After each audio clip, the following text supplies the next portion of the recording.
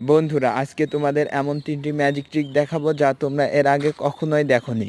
এমনকি শেষেরটা তো তোমরাও করতে পারবে। বন্ধুরা শুরুতে একটা কথা বলে নেই, পৃথিবীতে ম্যাজিক বলতে কিছু হয় না, সবগুলোই টেকনিক এবং হাত ছাপাইয়ের খেলা। তো চলো শুরু করা যাক। নাম্বার 1।